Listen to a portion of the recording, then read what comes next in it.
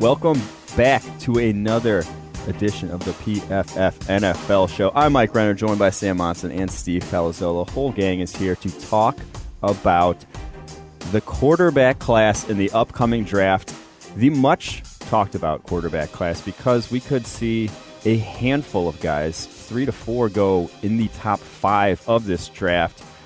But I don't think anyone knows the order as of now. I don't think anyone knows who. There's no real set list of who's number 1, who's number 2, who's number 3. So we're going to break down for you guys who we think is number 1, number 2, and number 3.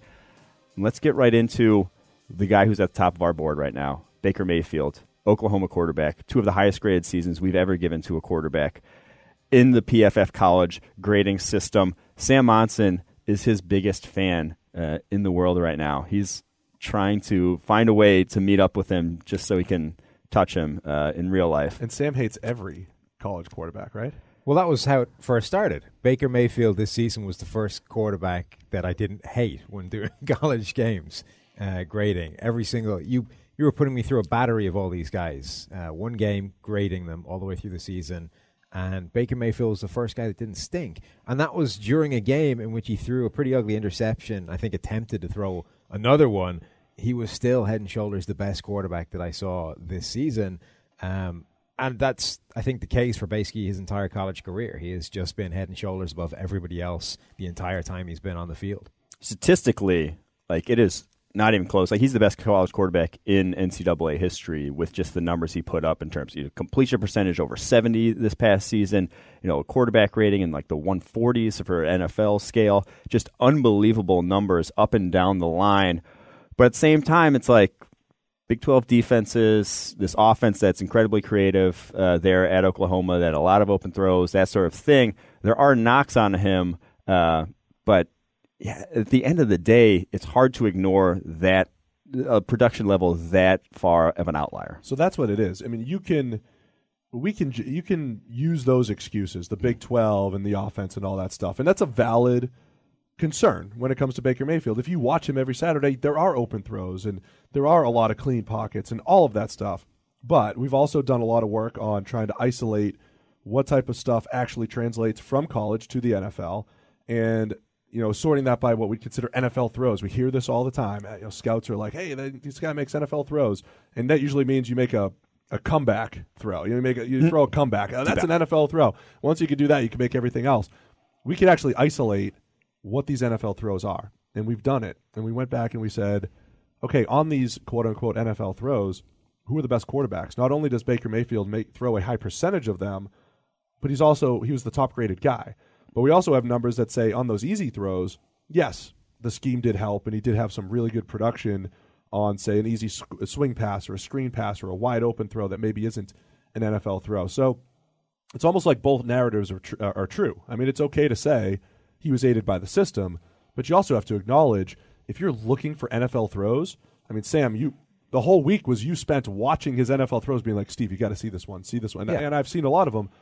But watching him over and over and over again, tight window, under pressure, he does it all. And it's the volume of them that's important. He had the 8th highest attempts in the nation of NFL throws. So as much as that offense is extremely creative, does help him out and give him some easy plays and some cheap manufactured yardage, he's also attempting an absolute ton of legitimate NFL throws. And it's all about quantifying, I think, the percentages of how much that stuff affects him. It's like what we were saying all the way through the NFL season with Carson Wentz and that Philadelphia offense. That clearly aided the quarterbacks, whether it's Nick Foles or Carson Wentz. But the thing is, how much? It didn't turn a disaster of a quarterback into an amazing quarterback. That's not what we're talking about. It's a case of it gives them a boost. It boosts their potential or their production and their output and how well they're playing by a certain factor, by a percentage. And that's what you're talking about with Baker Mayfield and the Big 12 and that offense. Is those are definitely factors, and that maybe takes a percent of that production away from him, and you can kind of knock him down a little bit. But he's so much further ahead of anybody else in the draft class that even if you cut off that percentage that you're allocating to the offense or to the Big 12, where some of these other quarterbacks play as well, he's still ahead of the field in that kind of... Yeah, one of the things I always find interesting during the draft period is when a guy's biggest knocks aren't anything to do with his on-field play. So the biggest knocks against Baker Mayfield right now, if you ask anyone, is criticism of Baker Mayfield. One, the offense, like the offense, Big 12, whatever, that he plays in is very, college-y, in quotes, may not translate to the NFL. Looks like the Eagles' Super Bowl offense of college. College-y in quotation marks. And the fact that he is a shade over 6 feet tall, that he doesn't fit the height profile that we've seen over the NFL over the years. But then the bias that comes out of that, too, because coming into the season, and I'm guilty of this as well, when you see that 6-foot quarterback, you're almost just expecting, well, the wheels are going to fall off at some point, or he's going to be lacking somewhere. The bias came through in people's off-season analysis, which is carried into the season, where if a guy's short, he must not have a good arm. And it's like, oh, he doesn't have a great arm. He's short. Doesn't have an NFL arm. If you watched him in previous years, he did not magically start having a good arm here as a senior in 2017. He was making off-platform throws last year, 40, 50, 60-plus yards down the field, and accurately as well. He has always had a very good arm. He doesn't have a Josh Allen type of cannon, but he's got plenty of arm for the NFL. Yeah, I mean, just one step. The other side of that is that he, first and foremost, does have a really good arm. I've seen a lot of people actually criticize his arm strength, and it's patently ridiculous when you put it on the tape. Right.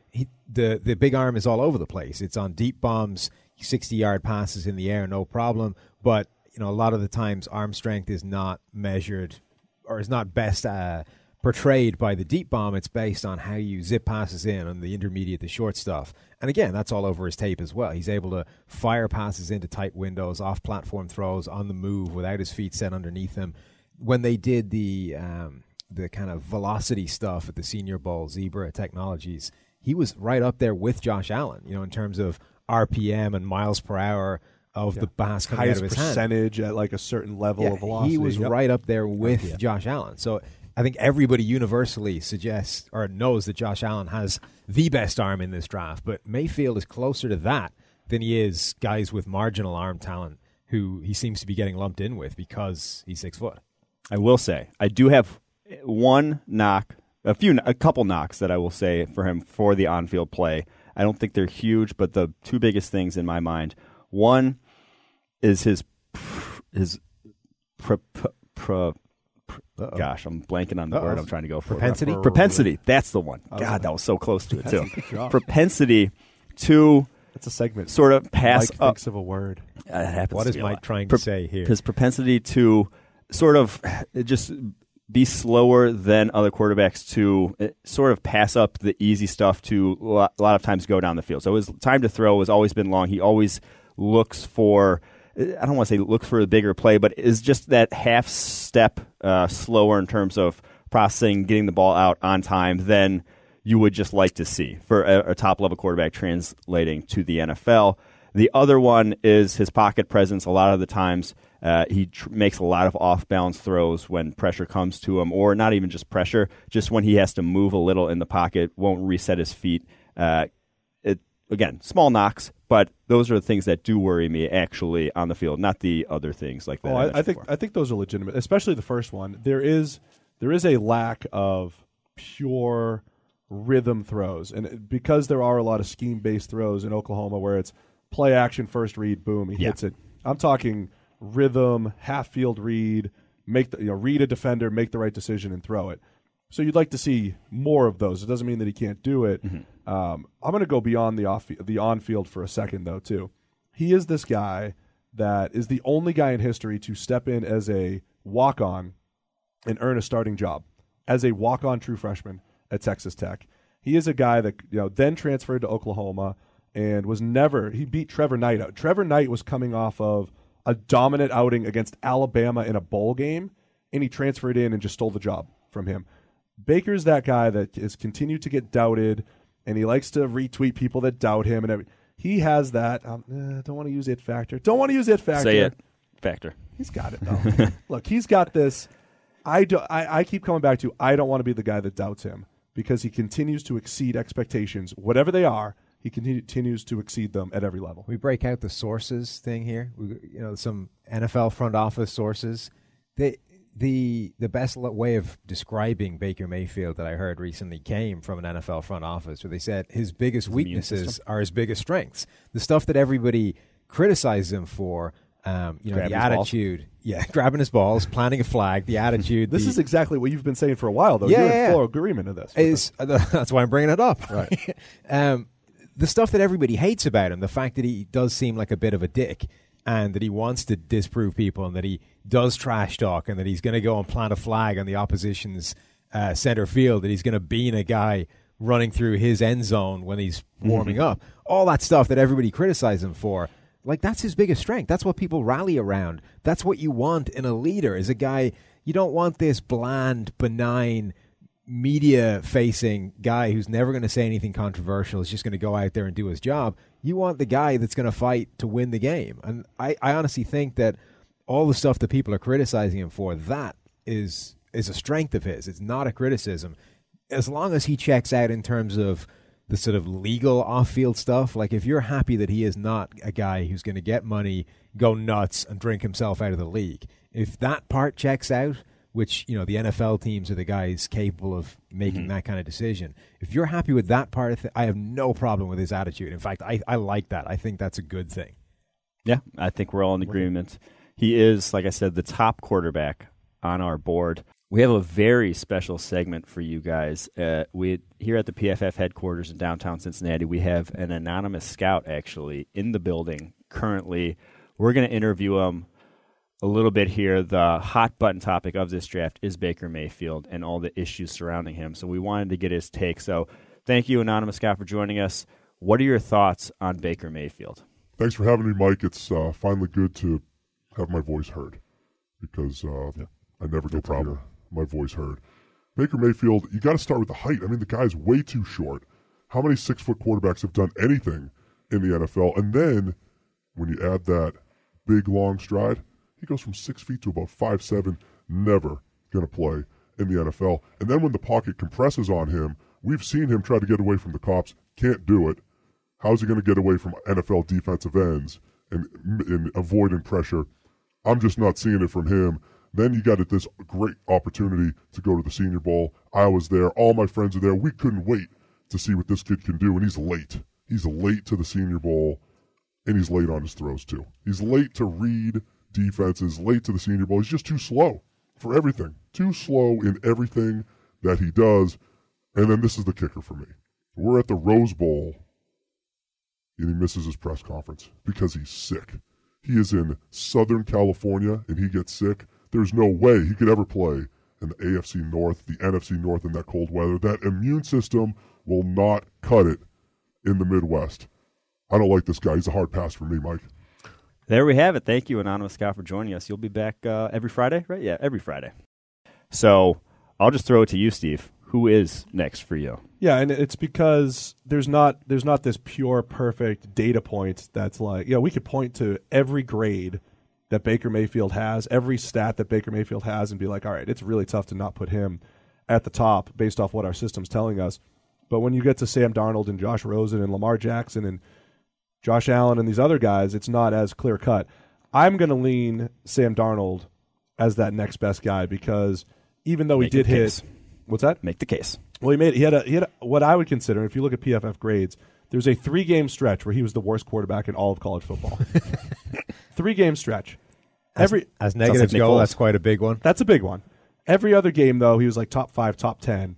And his redshirt freshman year, he was a top 10 quarterback. So the entire body of work is really incredible. And Sam, you and I were just in there watching a little bit more Darnold's tape, and when when the PFF system gives you a positive grade and a negative grade and all that stuff, but every now and again you could see there are certain positive grades that are just like, man, that is an NFL play that translates, and Darnold has a lot of those. His pocket movement and what he can do, as far as anticipation and accuracy and stuff like that. He had some real ugly plays this past year, but I'm gonna say because he's so young and the fact that his high level plays are so high level. They're so NFL driven or NFL compatible, we'll say.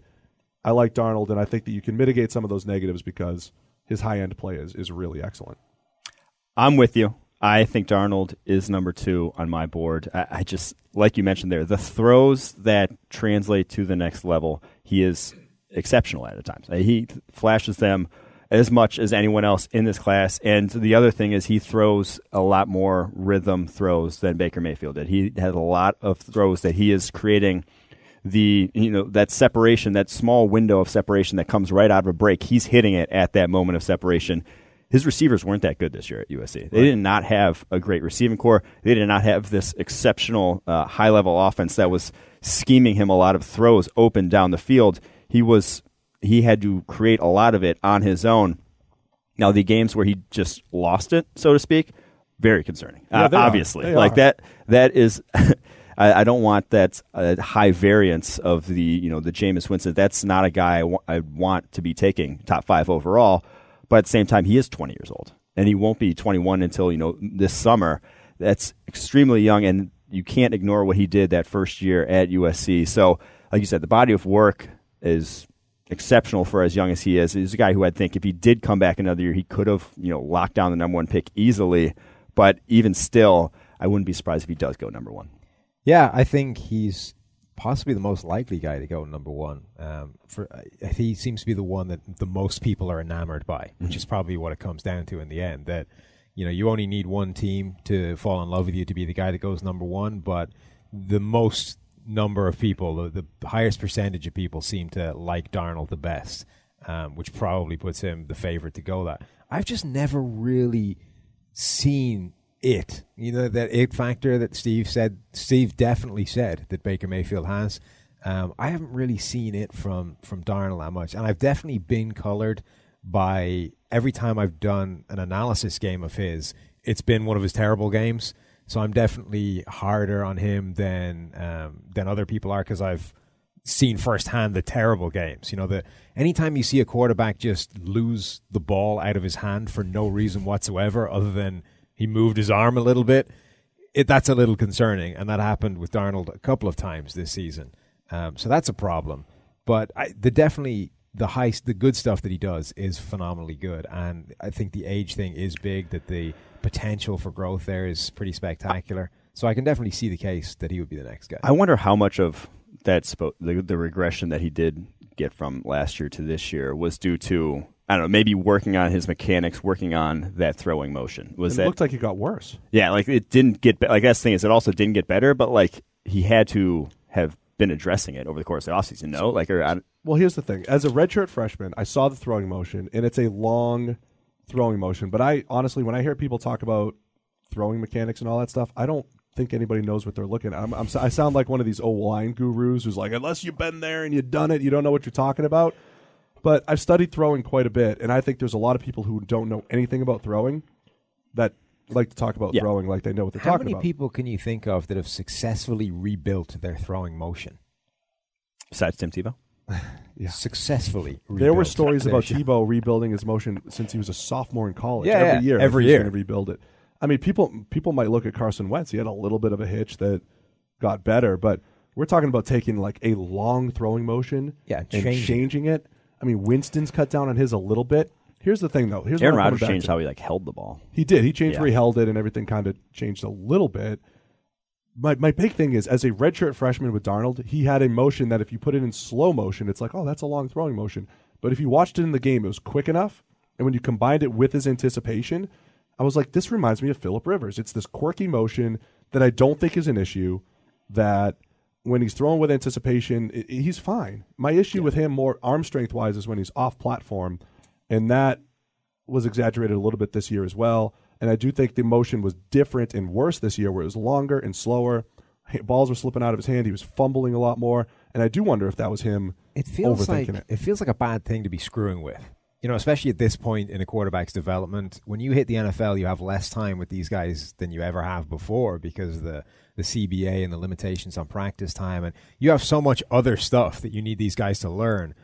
To be spending all of your waking hours trying to fundamentally change the way the guy throws a football that he's been throwing for the past 18 years or whatever doesn't seem to be a great idea to me. I mean, I used to teach guys how to throw. I mean, and I used to joke, like, you throw the same way like my 2-year-old is throwing food at me or something like that. He's going to have this similar throwing motion when he's 15, 16 years old. It's almost ingrained. Yeah. What you can fix is footwork, or you could fix where he starts the ball, or you could fix a couple other things. It's very difficult to undo an entire throwing motion that's ingrained. I have no idea why people keep trying to do it.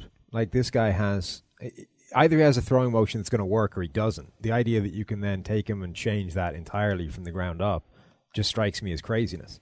I think the point that you made, Steve, was the biggest point takeaway there, is that I don't think it was an issue. Like, translating the NFL, it wasn't as so slow that I don't think it was an issue. It wasn't Tim Tebow. It wasn't Byron Leftwich. It wasn't so exaggerated that I think it's going to inhibit him in any way at the next level. Obviously, you'd love it to be quicker, but not everyone's going to have that lightning quick release. So I think you can still excel at the NFL level with it. Right. After his redshirt freshman year, I was not going to undo him and then redo his throwing mechanics. But after his sophomore year, what we just saw, it was a bit more of an issue. So that is a concern. But I've seen him have success there before. When we talk about the it factor real quick, though, too, there have been a lot of games where the game's on the line, Darnold's not having his best game, and he does a really good job. Crunch time, third and longs, fourth and longs, need to have it, whether it's the Penn State bowl game as a redshirt freshman, a couple plays against Washington State, even though ultimately they ended up losing. Like, you can see more than some of these other quarterbacks in the class. I got faith in him coming through in crunch time, even if up until that point he hasn't had the best game.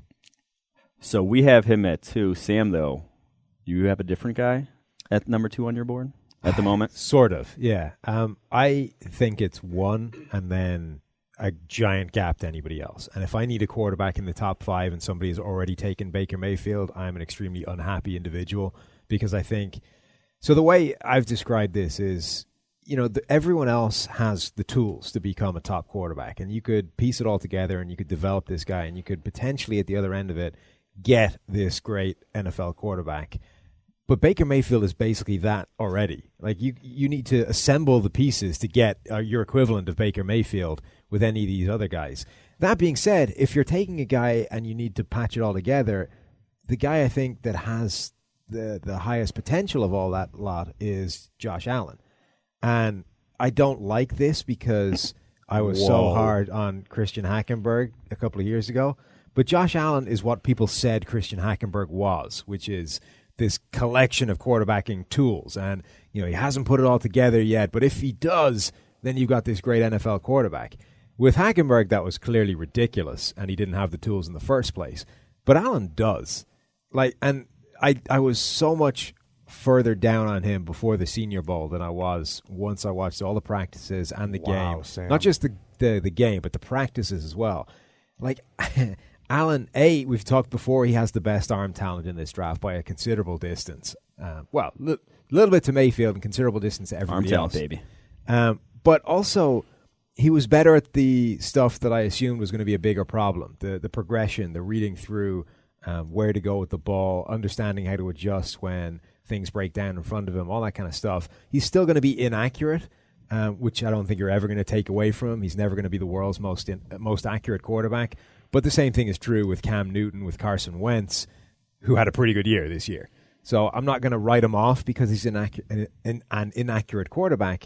And I think the rest of the stuff that he is able to do is so spectacular that he's the guy I'd be taking next. I was so impressed by how he improved during the Senior Bowl. I mean, you've hit on the fact that, yes, you could, like Cam Newton, you can miss throws as long as you're making up for him with 15, 20-yard gains, and he has the arm to be able to do that. But essentially, the way you've done it is almost, you've kind of reverted back to what he was in 2016, because he graded Big well part of it, for us in 2016. You saw more of him in 2017, and as you were writing him off, I was trying to back you off and be like, look, he's been good before. He's not terrible. He's not Hackenberg, who literally never put anything good on tape, including his freshman year.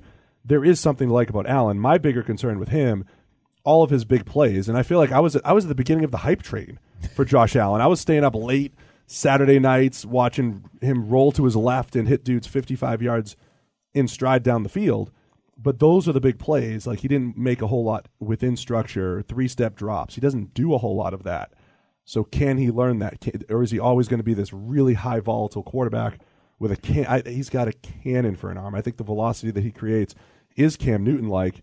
I just don't know if he uses it a ton and if he uses it enough within structure. To me, there's two conversations with the quarterbacks. There's how does this guy do versus Baker Mayfield? And then there's, if Baker Mayfield is off the board, what what then happens? Like, the idea that you would take Josh Allen over Mayfield is insane to me. You've got a guy who, if everything goes right, and if you hit on being able to assemble this big box of quarterback tools, you might get Baker Mayfield. Or you could take the guy that's already assembled and sitting there, a complete ready-made quarterback from the get-go. But the people trying to make the decisions all think that they're the best carpenter in the world. I know. And it's like, give me the best pieces. I will and that's why it happens. Assemble this thing. I think that's an insane way of doing it, but that's how it happens every year. So I think the idea that it would take Allen over Mayfield is nuts. But if Mayfield is gone and you're left with the choice of Allen, Darnold, Rosen, Lamar Jackson, Mason Rudolph, I think Allen has the highest upside of that group, and I don't think he's significantly further behind the rest of them in all the rest of the stuff. I will say there's zero chance Josh Allen makes it past the Jets in that actual draft. If the Jets are willing to draft Christian Hackenberg second, like we said. The Jets love to Hackenberg. If they love Hackenberg in the second, they are creaming in their pants for him. They might trade up for him in the top 5. They might. They just might. I got nothing. I mean, okay. that could be true. I can't get on board with him that high, though. Like, even at the Senior Bowl, there was still just some complete whiffs on intermediate downfield throws that were open, that you think he should be hitting. Like, he does make special throws, but at the same time, the rate at which he does is, I don't think, anything special itself. I think there was a lot of similarities to him and Patrick Mahomes. Not necessarily in style all the time, but as far as end results, the fact that you're going to get big-time throws, you're going to get a lot of turnover-worthy throws. But I think Mahomes is just better across the board at all those different things. And Mahomes started out as a guy where I'm like, man, I would take him in the second because I think there's a lot to fix and get there. But then I came around to the point where I think his high-end plays were just so good that I was comfortable with him in the first. I don't know that I'm going to get there with Josh Allen, so I still see him as a guy. I think if I'm the Jets early second, then I feel like, okay, that's worth taking. I'm okay with taking that risk, which is a lot different from a Hackenberg risk or another risk. I don't know that I'm ready to get on board in the first round. To me, though, second-round quarterbacks almost don't exist anymore. Quarterback is such a unique position that it's like a binary state. It's, can this quarterback be successful and be the franchise guy you think or you need going forward? And if the answer to that is yes, you have to take him in the first round because there's no alternative. And if the answer is no, you just don't touch him until you don't care enough about the pick that you can just roll the dice. And if you happen to have been wrong, you hit on a Dak Prescott in the 4th round, it's all gravy. But the idea that the second round is where these developmental quarterbacks go now, I don't think really exists anymore. I think the second round is what happens to quarterbacks that nobody is certain, or everyone is pretty sure is not the guy, but there's enough about him that you'll take a shot at in the second anyway. Yeah, it was Derek Carr. There's a few of them, but that's why I think if you think that Josh Allen can be that guy, you've got to take him in the first. You're not going to be able to wait until the second to take a guy like that anymore. I'm living in my perfect world where if everybody thought like me, guys like Josh Allen would go in the second. I understand the reality of the situation where it's binary and it's yes or no, it's first round or bust with this guy, right? And I agree with you in abstract. Like, if it was me drafting and I didn't have to worry about 31 other teams taking him in the first round, I'd take him somewhere in the second or third round. But and I think the same thing is true, honestly, with most of the other top quarterbacks in this class. But they're all going to go in the first round somewhere. So I argued with some people on Twitter the other day. I will say this, and the analytics team's always hammering us on this stuff and hammering it into our heads. The upside, the potential of hitting on a quarterback in the first round is so great. The value is so great and far outweighs the risk. Where if you miss on a guy, it's not a big deal. And then people point out, well, what about Christian Ponder and Jake Locker and Blaine Gabbert and these guys where guys did miss? We didn't have PFF data on them, but I've seen those guys play in college. I am pretty sure, the PFF data, we could skew the PFF data enough to convince ourselves that Josh Allen could be a first-round pick. I'm pretty sure we could not have done that with Jake Locker, Blaine Gabbert, or Christian Ponder. I don't think we'd ever get around. Or EJ Manuel. So those guys missed because we're talking third-round quarterbacks that went in the first round. Those are the guys that busted because their teams made really bad picks and they overdrafted. But your point is, though, that it doesn't matter that they missed. You still have to take the shot because if the guy hits, everything's right and with the world. And it doesn't matter that much. Exactly. Right. And if it doesn't, it doesn't change anything. All It's you need not to do is crippling.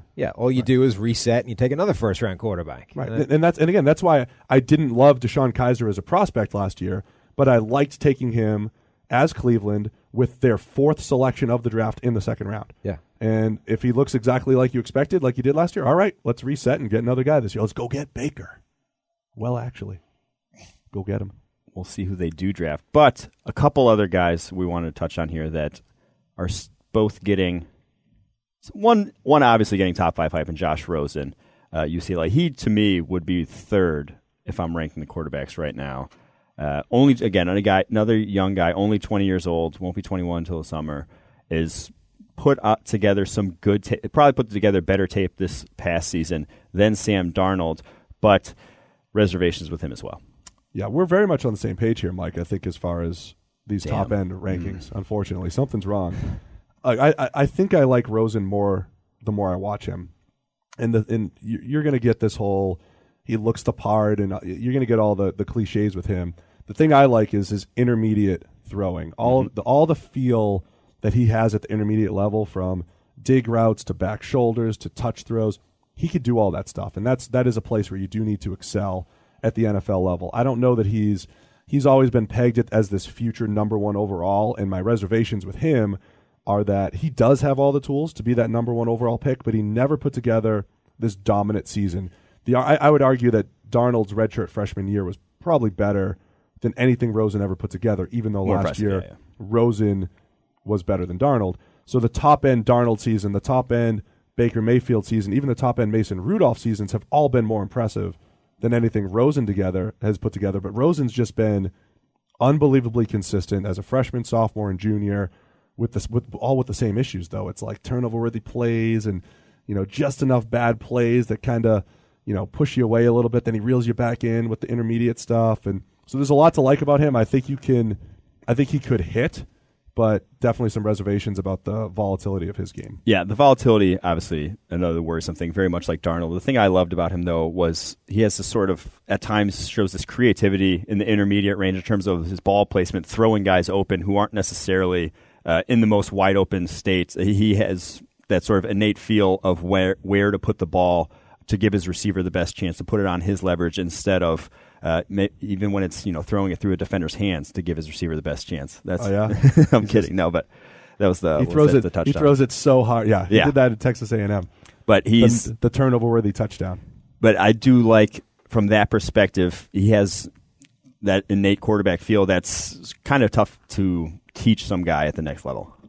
No, I hear you. I think there's a lot to like about Rosen. I think some of the other reservations come off the field, where he's this guy that, and I saw him at Elite 11. I was there, like, in the coach's room when people were describing Josh Rosen and talking about where do we rank him in the Elite 11. And Trent Dilfer's come out and talked about this, where they hated each other. Trent hated him. And I was skewed a little bit by this because I was in the room listening to Trent say, I don't like him. He's not coachable. I hate this 18-year-old kid. Look, he went out there in the Elite 11 7-on-7 and created his own play. He ran play action, which wasn't even in the playbook. And that's kind of how he was as a 17-year-old kid. He would do his own thing. He was this kid who called his own plays in high school and thought he knew everything. Now, him and Trent have, come together and resolved that since that point, and that's helped me. No, hearing Trent say that has helped me kind of come around that, the kid grows and progresses. The point is, he's a kid that everybody thought he came across as like smarter than everybody else, but I don't know that really was a good thing all the way through. But it could be. It could end up working in his favor, the fact that he understands football and can call his own plays and do all that type of stuff. So it's one of those potential negatives, potential positives. We'll see which way it lands. Yeah, my thoughts on Josh Rosen, if you draft him top 10, top 5, I can see why. I don't necessarily want to be the team that does it, but I'd feel more comfortable, like I said, with the other guys, Mayfield or Darnold. But there's enough there to where I'm not going to crush you for doing it. He should be your guy. Your Mr. High volatile quarterbacks are the most valuable. They're the guys that are eventually going to come good, and you're going to get that one season that wins you the ring. That's what Josh Rosen is. He's the high variance quarterback that is going to be good and bad. He is white Jameis Winston, which now that I think about it is basically Eli Manning. That's what he is. Like, you may get that run out of Josh Rosen that will be the Eli Manning 2011 Super Bowl where he can take you to the promised land where he hasn't. That's not his baseline.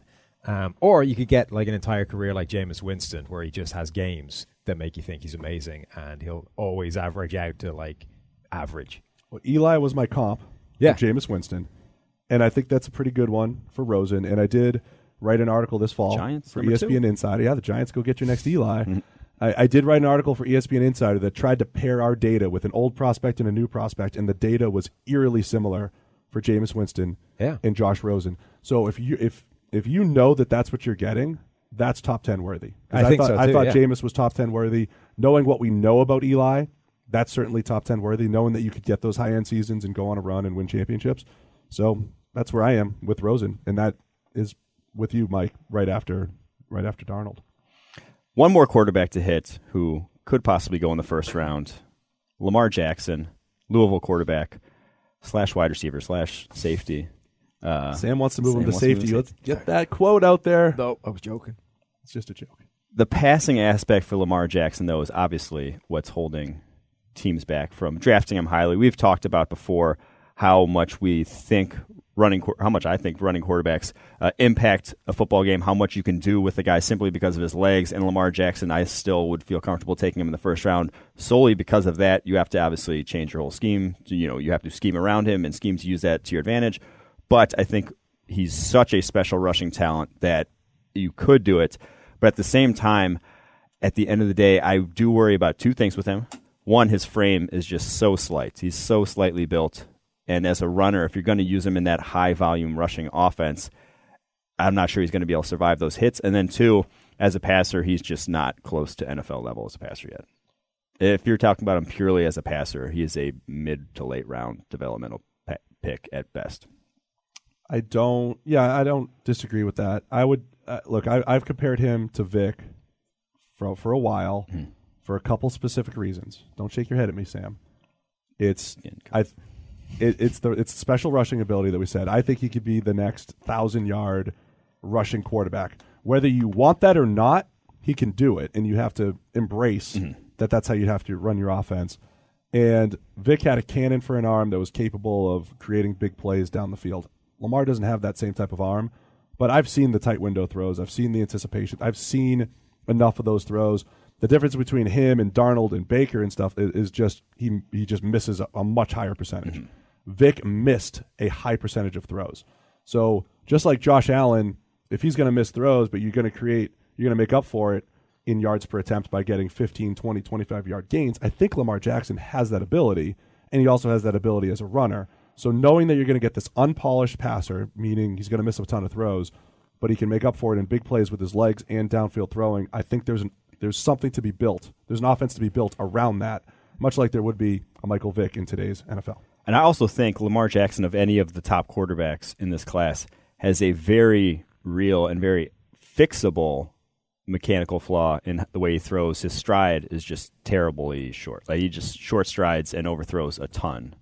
And just working on that sort of his throwing motion could see actual improvement in that. He's a really young quarterback, too. He was very underdeveloped coming out of high school. I think that's another thing working for him. So his big problem is that he falls on the spectrum of running quarterback that is so running quarterback that you can't just put him in a conventional NFL offense and tweak it a little bit, to the way you have to do with certain limited quarterbacks. His dynamic as a quarterback is so rare and so far on that spectrum that you do need to build an offense around him. You can't just take a regular offense, tweak it a little bit. You need to start from the ground up and completely build this offense around him, which is the one thing that NFL teams are typically extremely reluctant to do. You just don't see it very often where a team is like, we'll take this guy, we'll completely build an offense that only serves him, and that's how we're going to run this. Everybody else wants to take a guy and plug him into what they already know, and that's how they roll. I do think that you could make something pretty special taking Lamar Jackson and doing that. And I think there's one team that's particularly particularly well positioned to do it. Ooh. I'll get to that in a second. Where I think he differs from Vic a little bit, in addition to what you said, different caliber of arm, I think he's a different style of runner from Vic as well, which I think is important when you're talking about crafting an offense around him. Vic would drop back and then immediately look to run and just make magic happen. Sandlot football kind of thing. Broke Madden. Exactly. Yeah, that's what he was doing. He would play pure Sandlot football, ad lib, and just go on instinct and make whatever happened.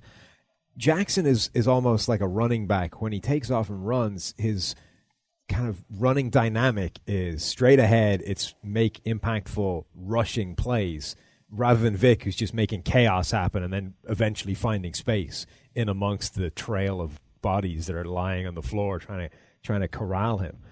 So I think in that actually lends itself to being used as part of this offense that you're going to have to craft around him, this option look, this quarterback being a central part of your rushing attack kind of deal. If you're looking for a team that is well positioned to do that, strong defense, strong rushing attack in theory already, or at least in part already there.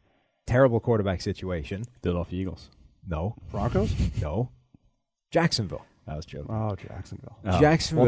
Well, the Eagles are most equipped for every quarterback because when you have they're two the best coach quarterbacks, right you now. don't have one. Also a team that now picks, 29th in the first round, which is, I think, kind of Lamar Jackson territory. You're going to miss out, presumably. That would on be the top. awesome to watch, though. I would love that to happen. Oh, that'd be fantastic. You're going to presumably miss out on all the top drafted quarterbacks unless you make a crazy move happen. You could go after somebody in free agency. Everyone's linking them with the kind of tier of game managing quarterbacks. But instead of embracing a game managing quarterback, why not build an offense around a guy that could be spectacular within a certain scheme?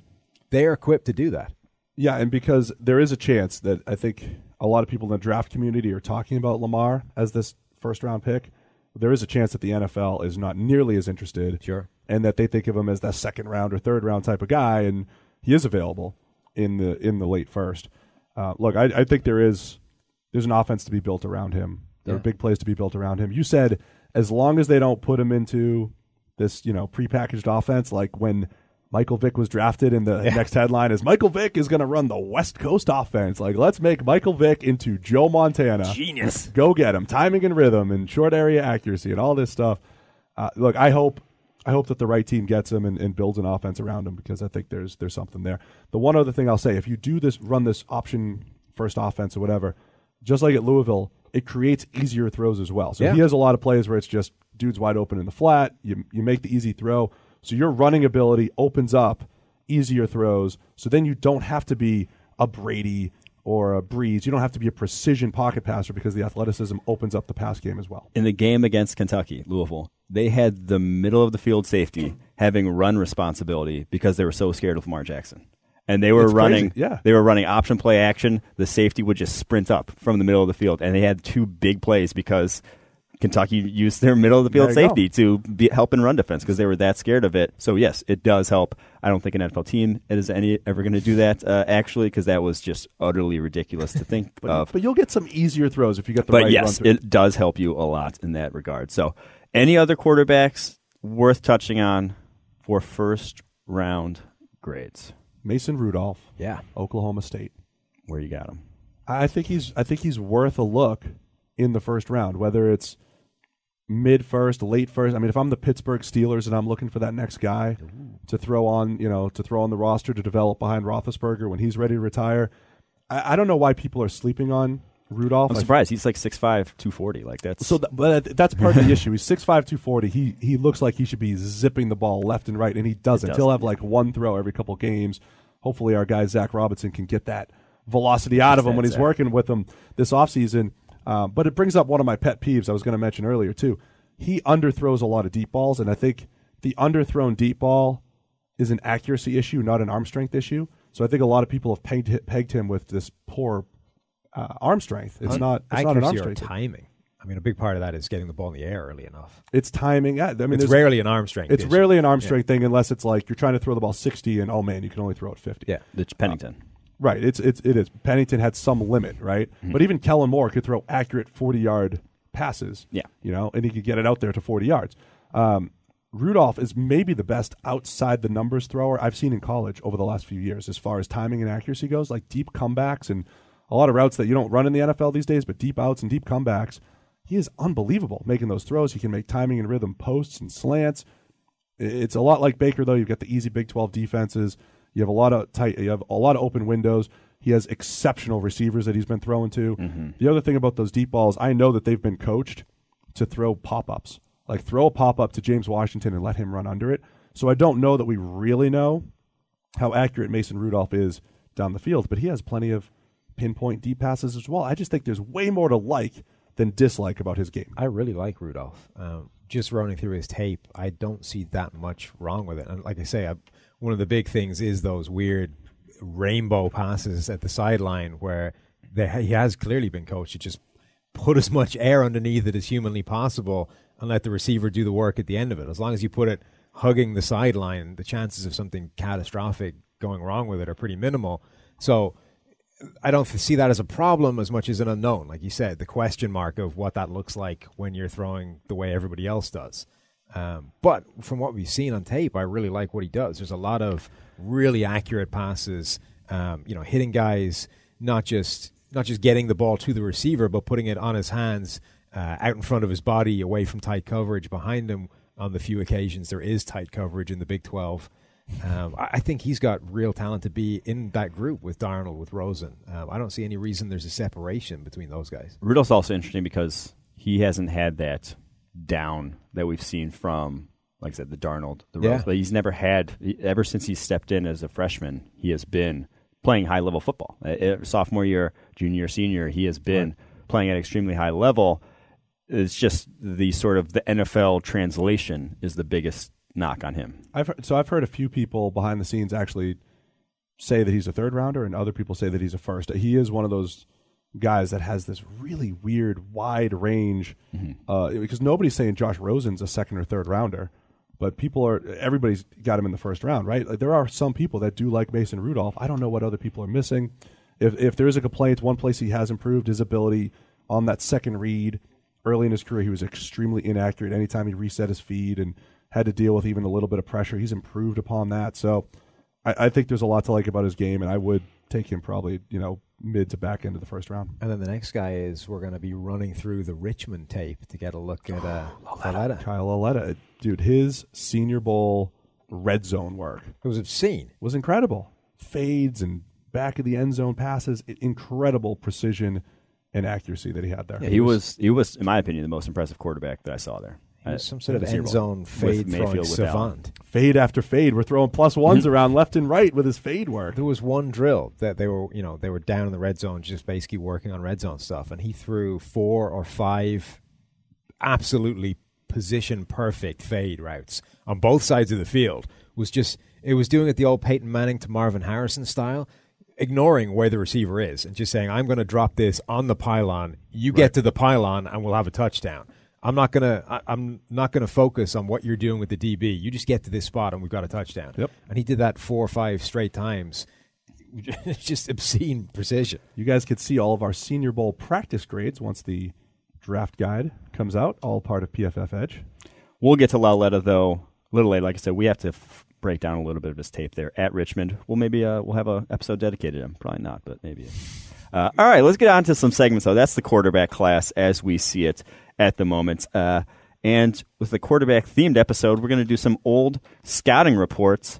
And like always, one hit, one miss. We'll start off with our hit. This guy, we're not going to name him yet. We'll see if you guys can figure out who it is. What he does best here. Quick setup and release in the pocket, rare for a QB of his size. Use a quick release on RPO plays, gives offense the flexibility.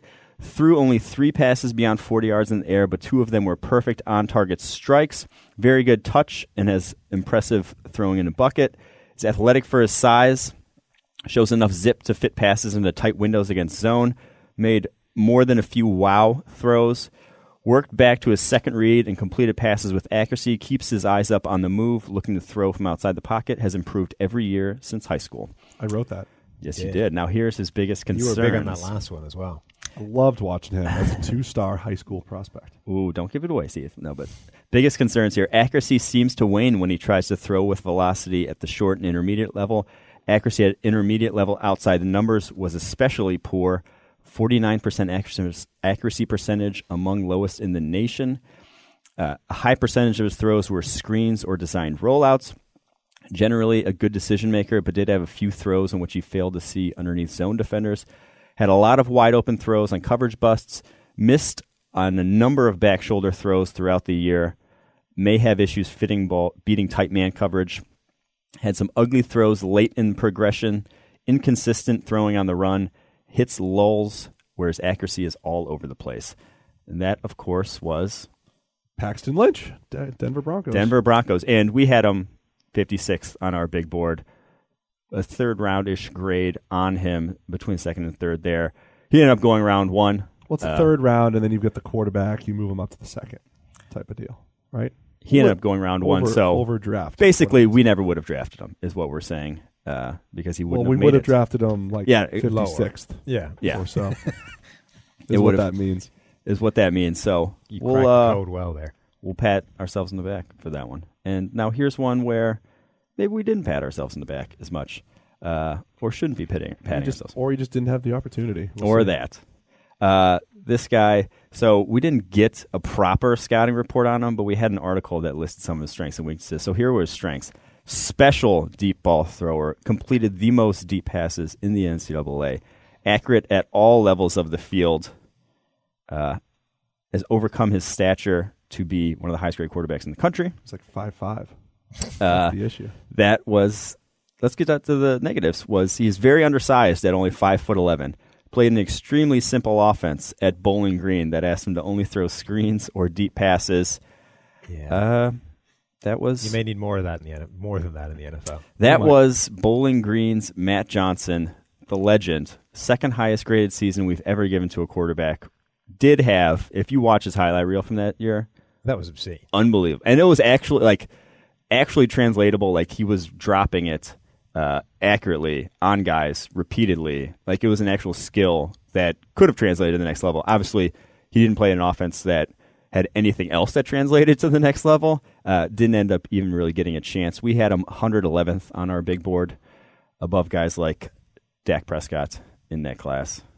So, swing and a miss. But we'll never know. I mean, like he could come back. I don't know what he's doing nowadays. So that's the interesting thing is that when your stock is as low as his in the NFL circles, there's no investment in you. You know, you come in, you get a few reps in training camp, and if you don't show something spectacular, you're gone and you're out the door.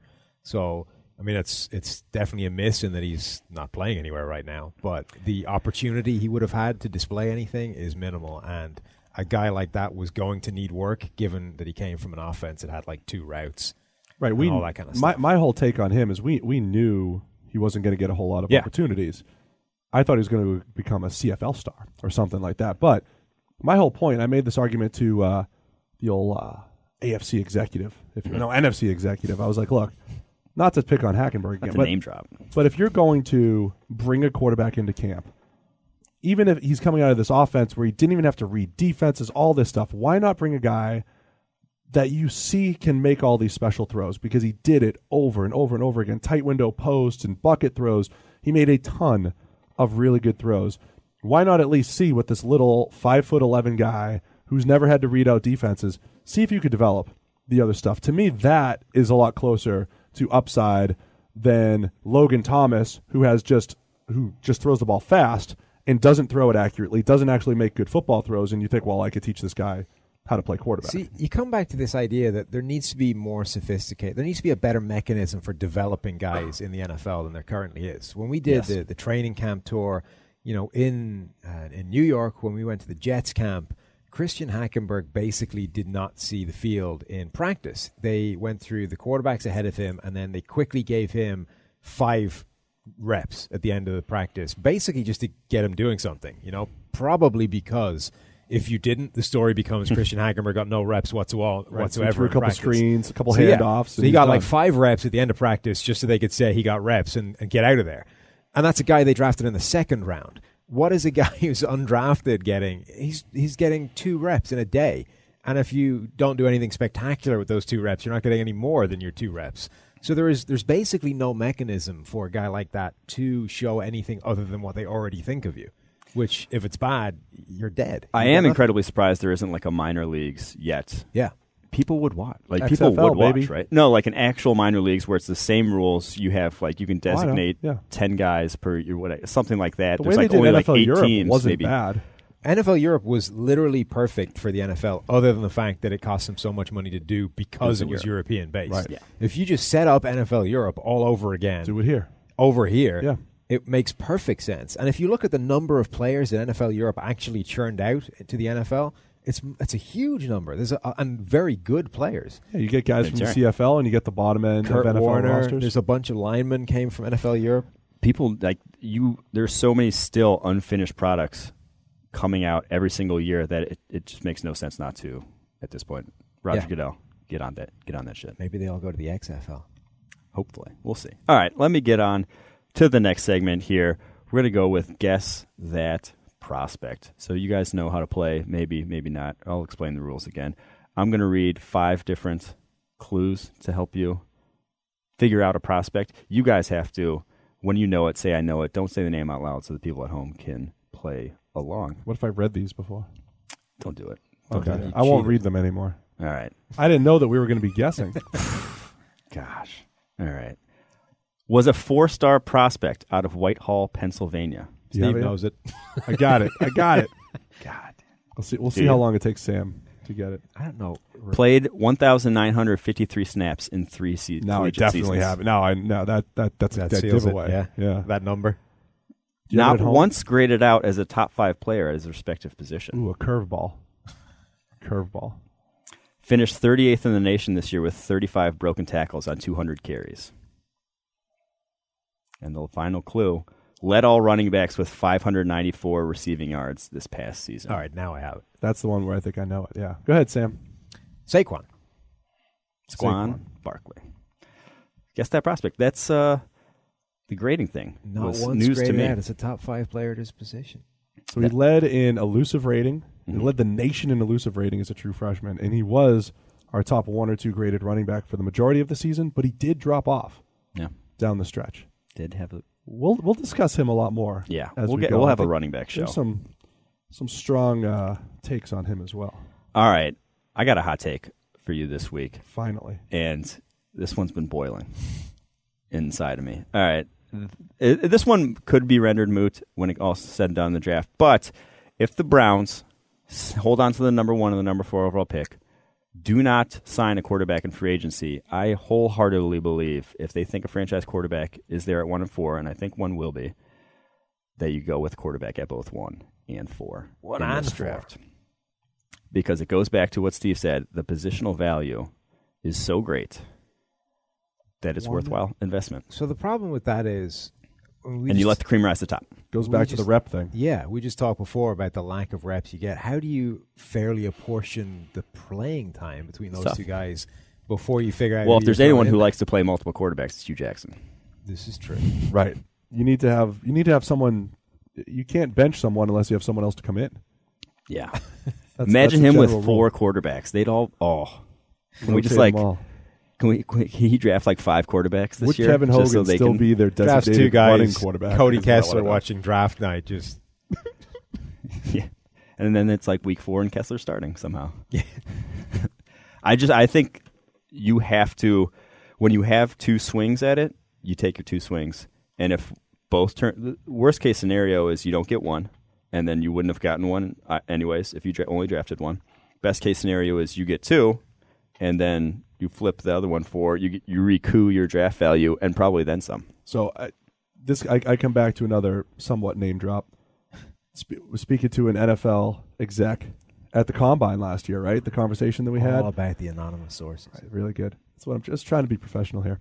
The hypothetical conversation of giving up a bunch of draft picks to go pick at number 1 to go get your guy versus keeping all your draft picks and just drafting the 3rd, 4th, 5th, 6th, 7th quarterbacks on your board. What if you just drafted 3 through 7 on your quarterback board with all of those draft picks that maybe you would have traded for the top guy? That particular year, you would have grabbed like Paxton Lynch and Dak Prescott and Matt Johnson. You would have grabbed all these guys and thrown them into the mix and maybe hit just as much as if you traded up for Jared Goff or Carson Wentz. So I would be much more on board with the idea of taking a quarterback at number 1 overall and then coming back in the 3rd round and picking somebody and taking, the Redskins. Yeah, exactly. The Kirk Cousins, Cousins to deal. RG3 deal, as opposed to, there's 2 reasons. 1, I think you got the practice time issue that we talked about before, and 2, the media circus that creates. And as much as that is like an outside influence and you should be able to just ignore it and head down, There's something to teams it. can't. Yeah. If you draft 2 quarterbacks, number 1 and number 4, you are not going to be able to go a day of practice without answering which guy screwed up, which guy raised. It's just going to be an absolute train wreck. And I don't think you could do that and function as a franchise. I think the best you're going to be able to do is you take 2 shots. You take the guy that you think is your franchise quarterback, number 1, and then you take like an insurance policy in the 3rd round, a guy that you just like lower down the draft.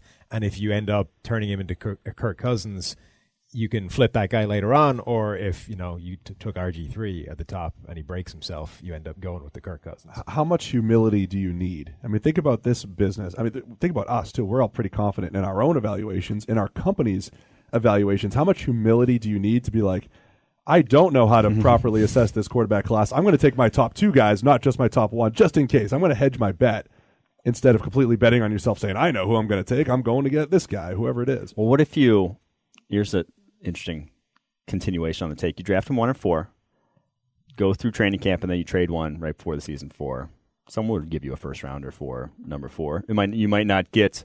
The problem is you're getting the 12th pick or the 17th pick or the 20th pick. Yeah, that's what I'm saying. You might get that, but it's like you also then got to actually evaluate each guy, and then you got to choose which one was better. I think it's too early. It's too early in the process, I think. So you're essentially saying that it's still too early. You take a drop in 1st round pick and delay it a year in order to have a couple of months to evaluate one of these quarterbacks in your building. Yeah, I'm saying that. That's what I'm saying. When you position it like that, I don't hate it. Here's the other part that I don't hate from the Cleveland Browns perspective. I know they're just coming off an 0-16 season. I still think they're way more talented than that. They're coming off of drafts where they've drafted 12 guys, 14 guys. They have tons of draft capital now. I wouldn't do this if I was like the 2009 or 2010 Jets who had like 4 picks every year because they traded it all away. Like the Browns have so much draft capital that they could bring other talent in. Maybe it is worth 2 quarterbacks here. I don't hate it, Mike. But you're reading too much Browns Twitter. It's just a dumb conversation to have because it's never going to happen in the actual NFL. Until I'm GM. They're going to take the football guy, whoever that is. Look, if you don't have a quarterback, why would you continue to do things the conventional way? Or if you have a mid-tier quarterback, the 20th best quarterback, start thinking outside the box to go find your guy. Because the way you win Super Bowls is you accidentally hit on a quarterback in the 6th round, and then you sign copycat league, and then you take the best football guys you can find every year. Copycat league. All right, last segment here: risers and fallers, guys we've seen lately who are rising / falling in our mind. Steve, who's rising for you? I don't know if he can get any higher on our board because we've always been high on him, but I wrote a piece on Derwin James this week. And I've loved him since he was a true freshman. He was our top-graded overall safety in the nation as a true freshman, hurt as a sophomore, top overall graded safety as a junior. So we can't really be that much higher on him. But even when I watched his tape, I thought he was going to be, maybe struggle a little bit against slot receivers and all this stuff because he's this big, huge safety. He made some spectacular plays against slot receivers, against tight ends, at all levels of coverage. I titled the piece, "He's exactly what the NFL needs in coverage." And that's what I believe. I think he's a top 5 player. What do you say to those who are saying the popular narrative is he had a down year this year? Did not they're wrong. Take the next step. Well, they could go read my article and see those plays that he made. Do it. Look, I think if you put him in a Landon Collins role, and Landon Collins plays a lot of, working into the box from a quarters position, from a cover 3, strong safety position. If you can duplicate that and then use James as a blitzer too, because he could be a pure pass rusher if he wanted to, but he's a great blitzer as well. I just think there's way too much that he could bring to a defense. Nice creative defensive coordinator. You can make him into a superstar. That's worth top 5. No, I don't hate it. He is going to blow up the combine from everything we've seen. Like an athlete, he's that sort of special athlete where you find a position for him, find a role for him. I think he's going to excel in it. So. Yeah, I want to see that versatility, and he's the defensive chess piece that offsets some of the offensive versatility. Faller? Faller, because I've been watching a lot of safeties. Marcus Allen from Penn State. I think The running back? I think, yeah. People are trying to make him into either a Derwin James type of prospect or this all-around, top-end type of safety. He's a good box safety. He's a good run-stopping box safety. There's a million of those guys. Draft him in the 5th. Around the NFL. He was a little bit better maybe than I anticipated as well, but I'm not ready to put him up in that Derwin conversation. He's a mid-round type of guy maybe. Gotcha. All right, Sam, riser and a faller? Riser coming out of the Senior Bowl again. Not that I'm being entirely swayed by the Senior Bowl, which it sounds like I am from this last hour of talking. I like it. Rashad Penny. You're an from NFL San Diego GM. State. that's Senior Bowl week's all that matters. Rashad Penny from San Diego State threw on his tape after the Senior Bowl. So I was Made me go back to the tape guy. alerted to him by the Senior Bowl performance. Went back to the tape, and he looks phenomenal. I mean, he does everything well. He's got breakaway speed. Anytime he's through the line, he is gone. Has the power, has the wiggle.